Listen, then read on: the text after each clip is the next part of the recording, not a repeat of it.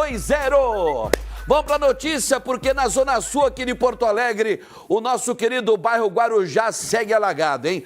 O repórter Juan Romero foi até a região hoje pela manhã para ver de perto a situação provocada pela cheia do Guaíba. Boa tarde, Juan. Oi, Mota, boa tarde para você, para todo mundo que nos acompanha aqui no nosso Boa Tarde Rio Grande.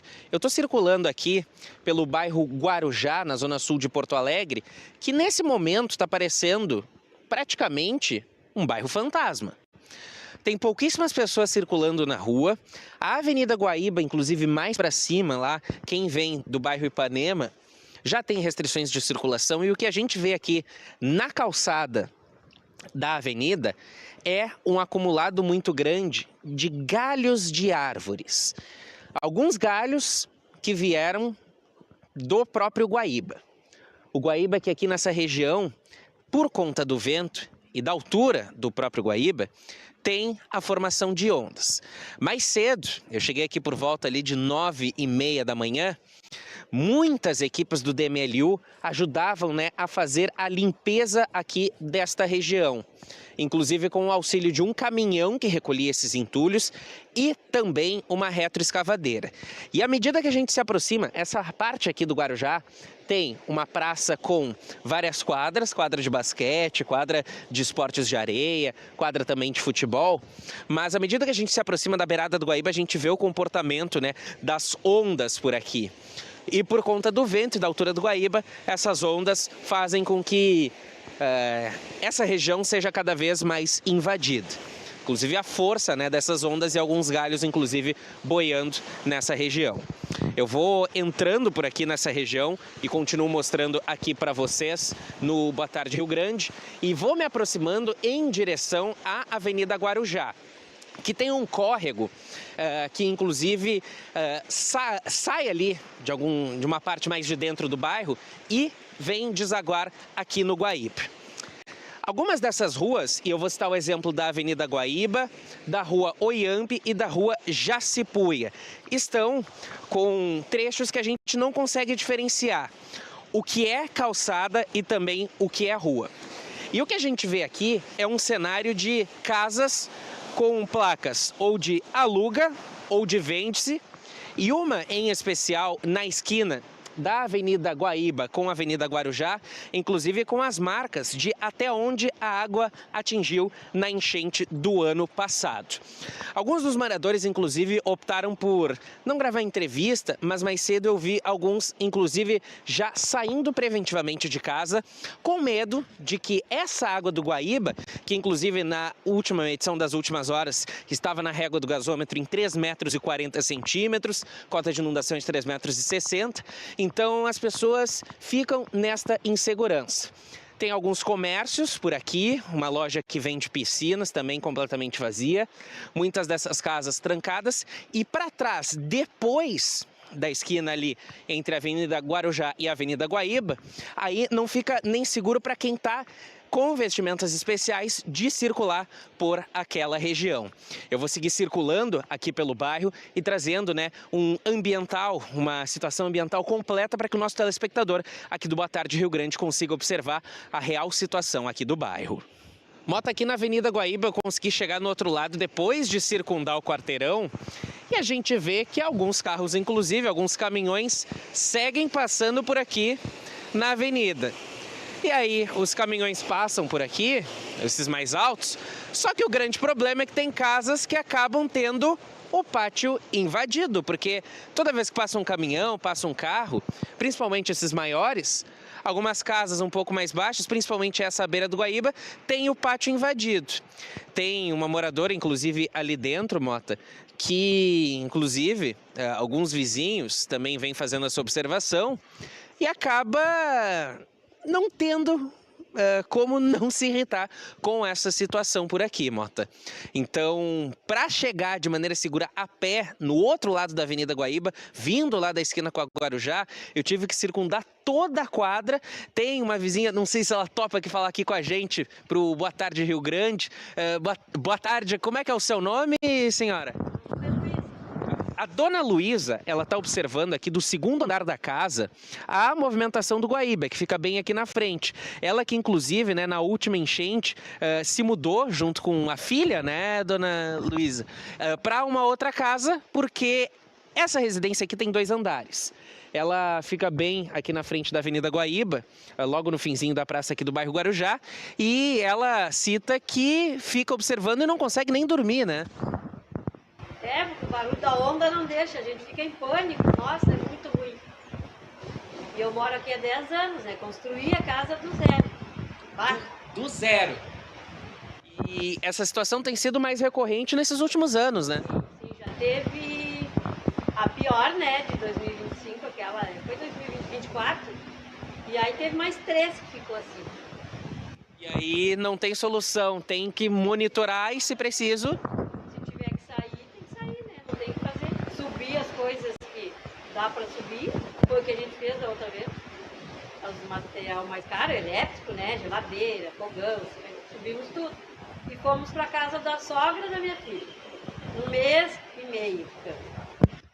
E aí voltou agora, mas mais uma vez passa por esse susto. De novo, a gente agradece que não entra nas casas. A minha, né? Porque a do meu vizinho do lado tem água, porque é mais baixa a casa, tem água no fundo todo dele, assim, uma lâmina. Não tem como sair pro pátio. Só pra frente aqui, que agora baixou, mas também tinha água. Também tinha água. A casa dele ali não... Fomos ali, ajudamos ele a subir tudo, porque dá um pânico, né? Tu não sabe de onde veio.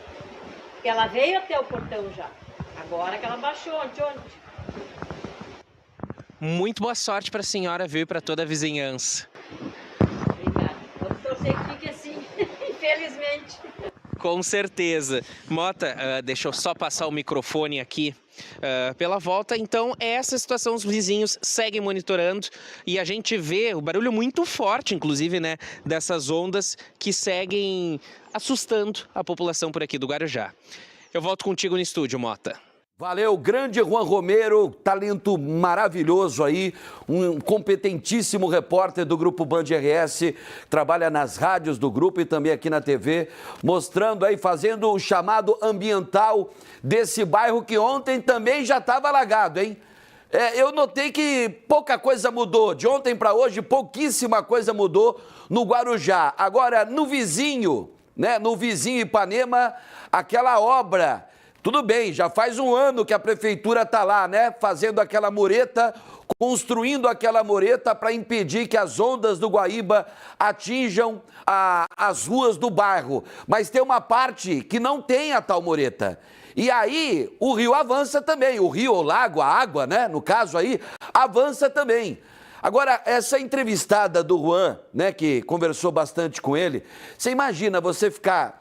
Né, a dona Luísa, que fica no 2º andar do sobrado dela, e de lá de cima ela fica observando 24 horas por dia a elevação do Guaíba. Imagina o desespero que dá quando vê subir, logicamente, né? Porque o contrário, né? Vem o alívio quando vê a água baixando. Mas ela, nas últimas horas, só vê o nível do Guaíba subindo, e subindo, e subindo. Região das Ilhas também, debaixo d'água, ainda permanece. Situação bastante complicada. Agora, o Juan começou esse boletim falando da impressão de ser um bairro fantasma. Muita gente já trancou as casas e foi para residências de parentes, amigos, né, saindo do Guarujá, hein? Tem inclusive condomínios de classe média, alguns condomínios até de alto padrão no Guarujá que também já foram atingidos essa semana agora, né, no final de semana e ontem. Agora, olha a situação como é que tá, gente. Avenida Guaíba, né? Avenida Guaíba, região do Guarujá, mais pra frente tem a Vila dos Sargentos, inclusive tem um senhor, qual que é essa rua, ô Sérgio? Oiambi, eu pensei que era a Avenida Guaíba, mas é Oiambi, é isso? Isso. Oiambi, lá no Guarujá também, mas mais pra frente... Oiampi, com P de pato, entendi, tá certo. Mas programa ao vivo, é assim, gente, tem que corrigir mesmo. E um pouco, essa daí qual que é, Sérgio? Jacipuia. É a Jacipuia, todos os nomes de origem indígena, né? Isso, ó, lá da região do Guarujá. Pouquinho mais para frente do Guarujá tem a Vila do Sargento. E já tem gente, inclusive, desabrigada que procurou abrigo da prefeitura, tá lá na KTO, né? Na KTO Music Hall, lá em frente ao aeroporto, na Zona Norte. Vila do Sargento também, que é um bairro bastante humilde, né? População mais humilde e tudo, e que vem sofrendo bastante em razão do nível do Guaíba, do Lago Guaíba. Bom, daqui a pouquinho nós vamos até a Defesa Civil, daqui a pouquinho também tem uma reportagem especial. É da Nanda a reportagem, o meu querido Sérgio Schiller, sobre a questão do frio, é isso?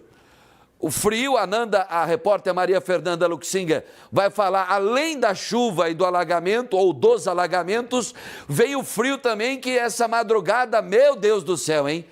Que coisa! E também a Gabi Dias vai mostrar uma reportagem sobre a questão dos os planos de contingência, não do poder público, mas dos comerciantes daquelas áreas que foram bastante afetadas durante a tragédia climática de maio do ano passado, tá? Uma reportagem bastante importante, inclusive, desde a semana passada, várias revendas de veículos lá na Souza Reis, aquela região da Avenida Ceará, aquela região do 4º Distrito, caminho para o aeroporto Salgado Filho, tem muitas concessionárias, muitas revendas de veículos e desde a semana passada essas concessionárias estão vazias. Não que elas foram fechadas, mas os veículos foram retirados por questão de segurança. A gente vai falar disso também, hein? A gente vai falar sobre os chamados planos de contingência que foram colocados em ação por empresários e comerciantes aqui da capital, tá? Bom, em Eldorado do Sul, do outro lado do Guaíba,